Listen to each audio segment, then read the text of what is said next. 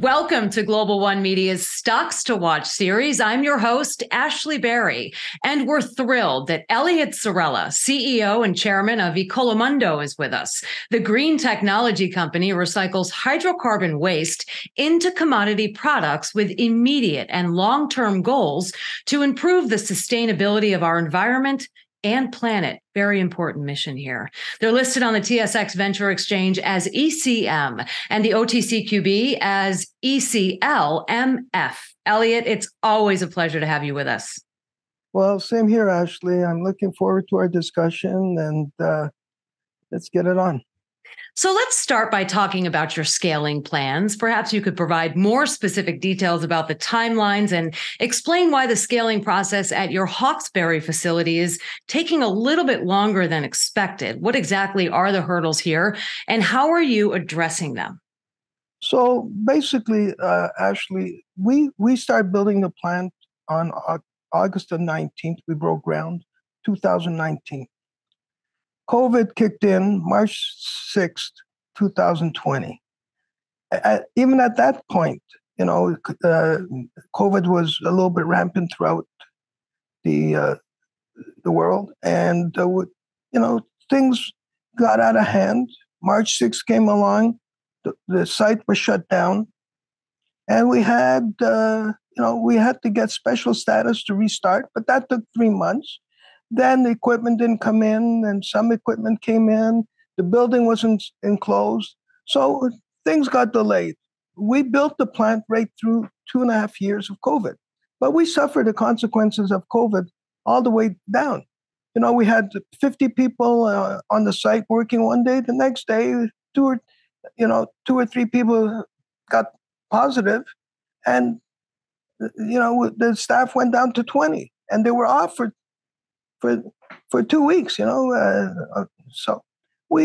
but the thing is it also changed the world dynamics. It's not like now. In the old days, you used to buy a car and almost drive it off the lot. Now you have to order. You can wait 6 months or whatever. It's the same thing for parts. So everything gets delayed, but we're not delayed in the building. We're delayed in the commissioning because it took so much time. It kind of eroded a little bit of our capital because we kept paying interest. We had, the bankers, they never say, "Oh, don't pay us." They want to get paid. So we've done all of that. So we're at the stage now commercially where the plant is completely built. It was finished last year. We started our actual commissioning in late 2022, and we've been very active in that. So as you commission, you need to troubleshoot certain problems. You encounter problems. Nothing is perfect. I mean, this is a huge project. It's going to end up costing $50 million. What happened? That's why it's taken longer. But we're doing things right. And we're making quality products. We've shipped products to our customers. The customers want to buy more. So everything that we've produced so far, we've shipped. Mm-hmm. And with satisfaction. And that's, to me, what's pivotal. And going forward, we're going to be ramped up. We hope to be ramped up sometime in early to mid 2024. However, we will be cash flow positive towards our ramp up till we get to where we want to be. Listen, really appreciate the transparency. As they say, haste makes waste anyway. You've made tremendous strides despite the supply chain challenges. And you actually expect to soon start the construction of your announced Shamrock, Texas TDP facility. It's expected to be 3 times the size of the Hawkesbury, Ontario facility. When do you expect to begin construction there? Well, as we're building Hawkesbury, we're learning a lot. Okay, we're overcoming the challenges that we had. COVID was not the only challenge. There's other challenges that you encounter.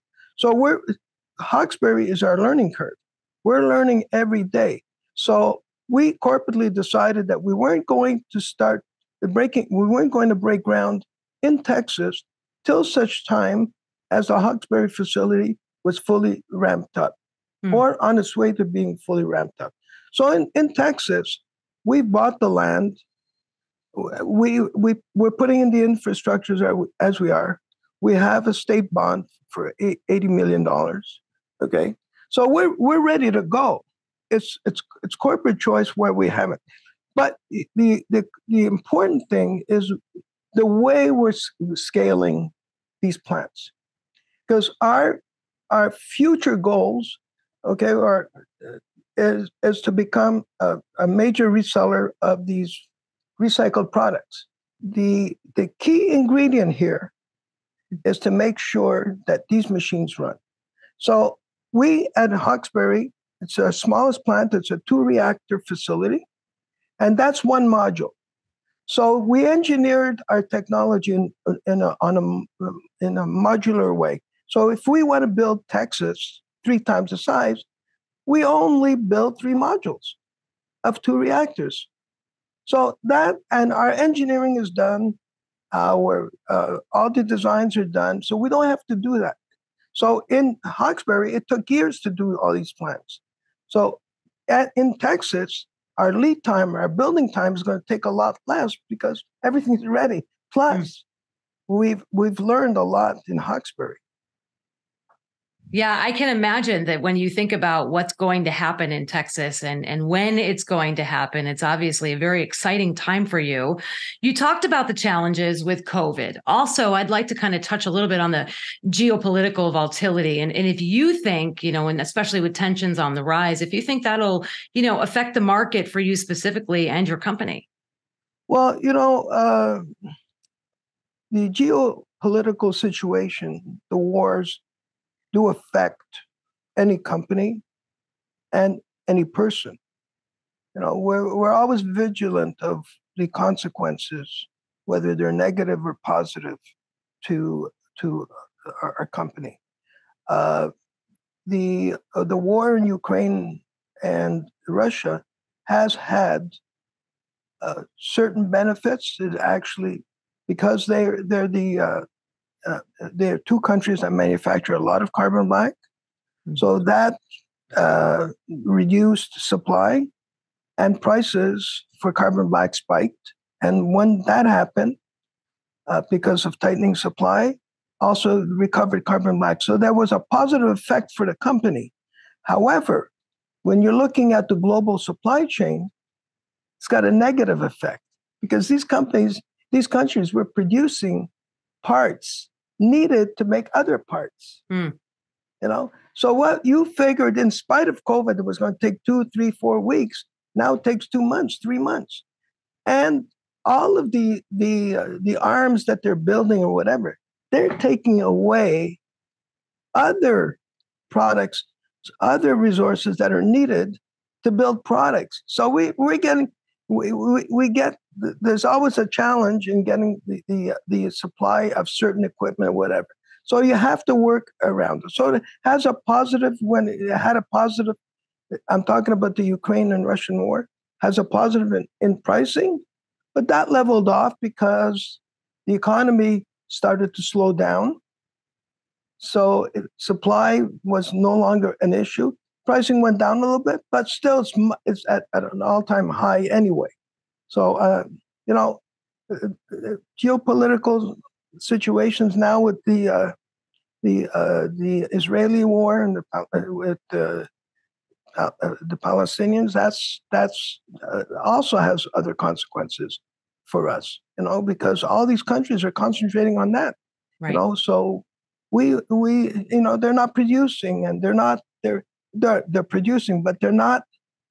The supply is still very, very challenging because there's other resources that are being just sucked up by this other second war. So it has consequences, unfortunately, negative, sure. And in some cases positive, but mostly negative. Sure. So we talk about the limitations with the supply, but that doesn't at all affect the rising demand. So how does Ecolomondo stand out from its competitors? And maybe you can walk us through some of the key points that make your company's technology best in class for customers and in the industry. Well, we strive all the time. Since I bought the company in 2008, to always be the best. But it doesn't mean we have to be the only one in the industry. You don't have one car manufacturer. You don't have one tire manufacturer. This is a huge industry. There's billions of tires that are manufactured every year. So there's room for a lot of players. You don't have to be the best to be successful. You have to produce quality products and and supply it to your clients in a manner that they want it, and you'll have a successful business. Ecolomondo is going to be a successful business because we do achieve that threshold. We do produce quality products, and we process the waste in a manner that's green. We're not processing waste and making other waste. So every pound that we process of tires, we make something out of it that can be reused for one purpose or other. And Eliot, if I'm not mistaken, your environmental sustainability and mission to help the planet is being recognized internationally. Well, listen, the industry has recognized us. We won the Recircle Awards last year. This year we didn't, unfortunately, but just being nominated in itself is fantastic for us.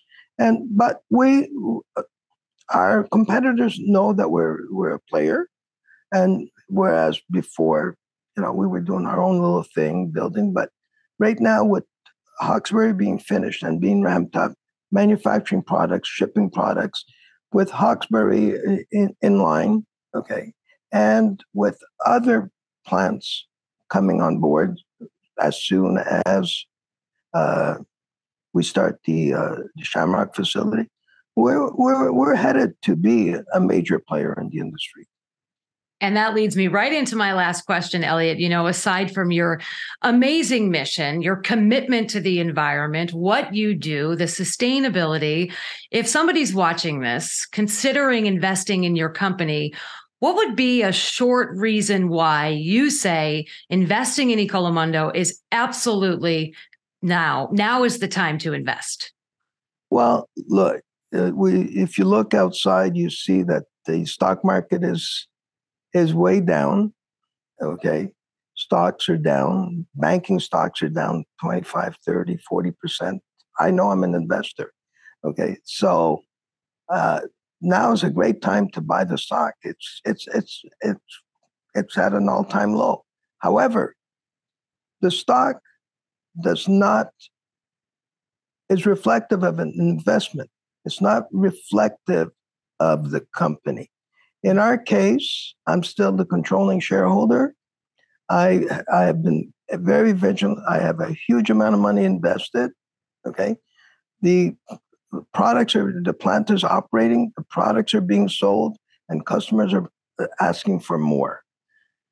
And not only that, we get paid for our feedstock. The tires that come to us, we get paid for it. I mean, it's a business model in itself that it's when I own a plastic company. When I have to make plastic, I have to buy the plastic. Here, they pay me to take the tire. It's a fantastic business model. It's what drove me there in the first place. So Ecolomondo is a great investment. We've been around for a long time. It's unfortunate COVID hit when we started to build our first commercial plant, but we're still there. We're still alive and kicking, making headway every day. And I consider it a great investment. So that's my take on that. Everybody should invest. And it is a considerable investment that you've made, and just, your passion and your energy and your excitement around what it is that you're doing and rallying around your team for making it all happen is paramount to success. So thank you. Thank you, Ashley. The people I have working at Ecolomondo are exceptional. Each one brings a lot to the table. And most of them have been with the company for a long time.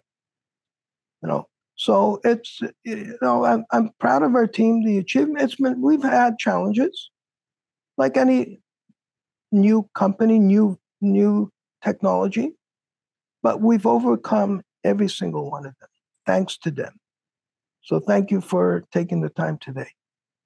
Always a pleasure. Eliot Sorella, Chairman and CEO of Ecolomondo. What a pleasure it was speaking with you today. Thank you so much for joining us here on Stocks to Watch, and we look forward to hearing additional positive updates from your company. Have a great day, Eliot.